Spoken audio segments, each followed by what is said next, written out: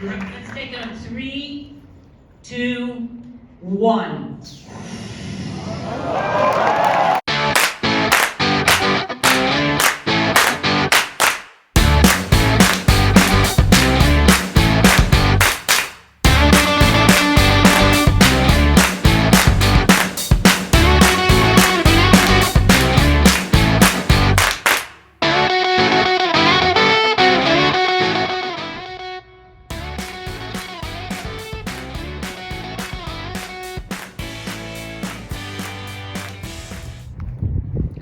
Today I'm at the Indiana Comic Convention.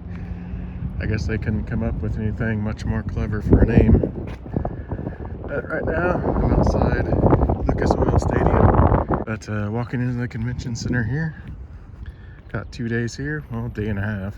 Tomorrow I'm going to sit in on the Star Trek panel and then skedaddle back home because I got to work on Sunday.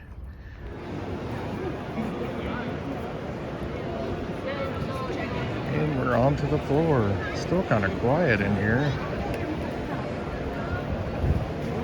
Let's take a look at some of this stuff. I bought a sign from that guy before.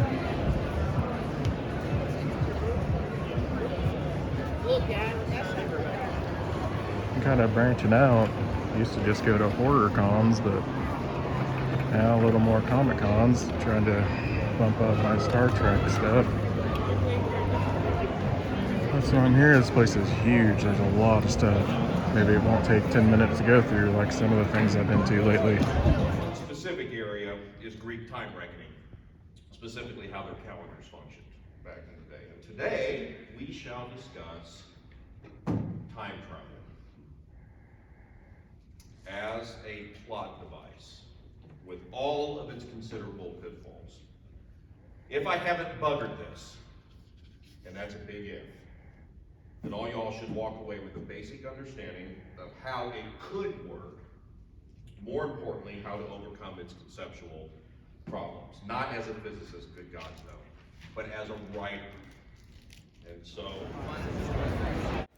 That last clip was from a panel about using time travel as a plot device in your stories.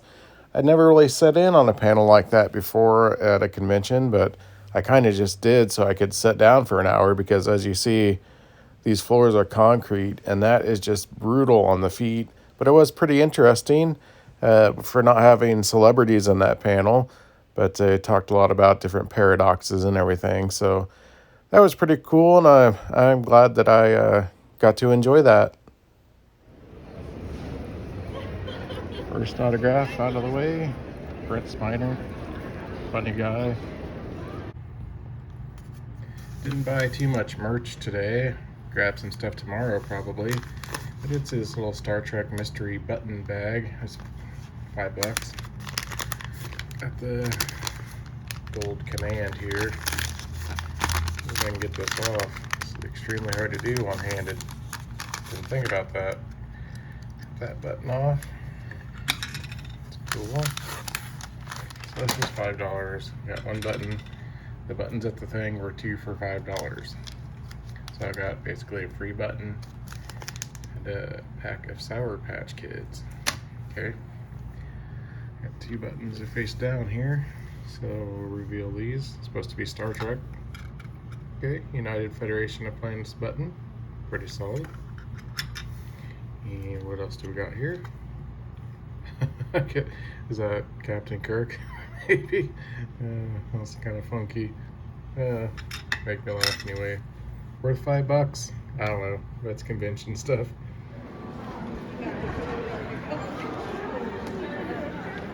I can take a picture with both of you.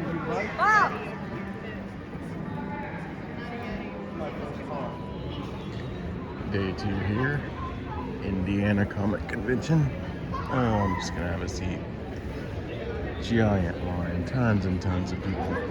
Glad I got those 3 autographs yesterday because I feel like I'm going to be waiting in line all day for one autograph today. Doors aren't open yet, about 15 minutes to go. I'm just going to sit here. I'm not going to stand in line. I'll just wait till everybody gets in. Got a Wookiee down there. get pictures with lots of people. A lot of good cosplay costumes walking around here. Is that Silent Bob? I don't know.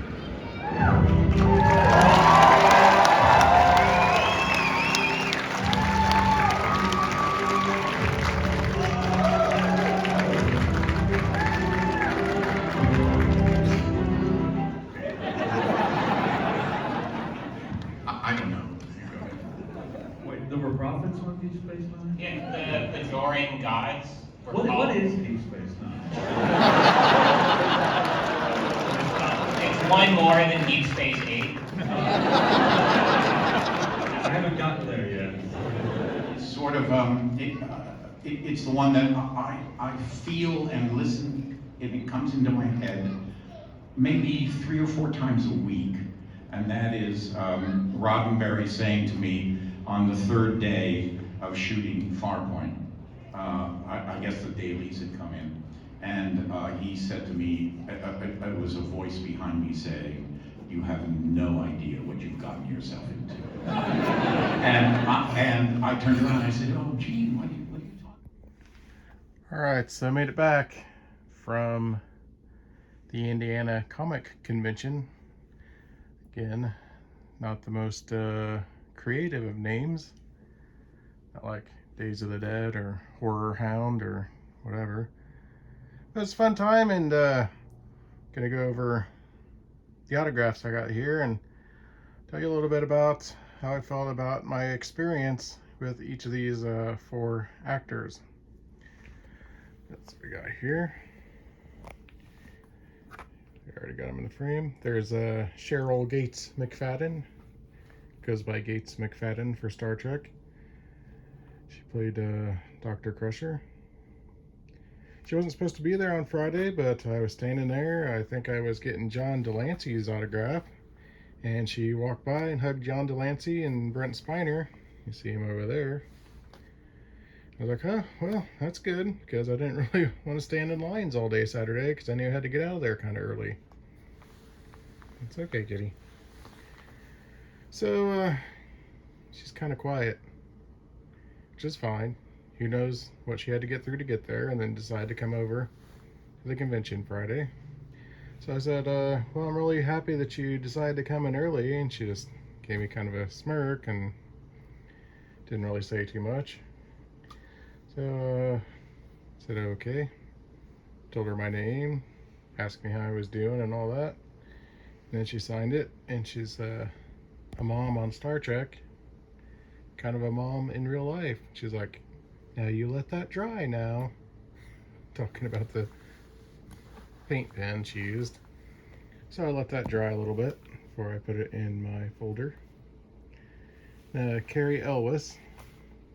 I think that's how you say his name. That's how I heard everybody saying it. I got him for Saw, because I haven't got anything for the horror room in a while, and he was pretty good in Saw. But of course he's in The Princess Bride and Robin Hood Men in Tights, 2 great movies. So the deal with him is he was behind a curtain like he was some big shot or something. He was blasting the Beatles, I assume, so you couldn't sneak a video in there and put it on YouTube for copyright things. So those 2 things kind of turned me off to begin with. And he was supposed to be there Friday, but his plane was delayed, so he was really late. That's not his fault. Probably pretty good line Saturday, everyone waiting, people talking, and all the line conversations are always great. If you ever go to a convention, just stand there in line and listen to these people talk. Anyway, I go in there. He gives the people in front of me a fist bump, so I'm like, oh, must be doing fist bumps, because he's got the sneeze guard thing up over him and all that.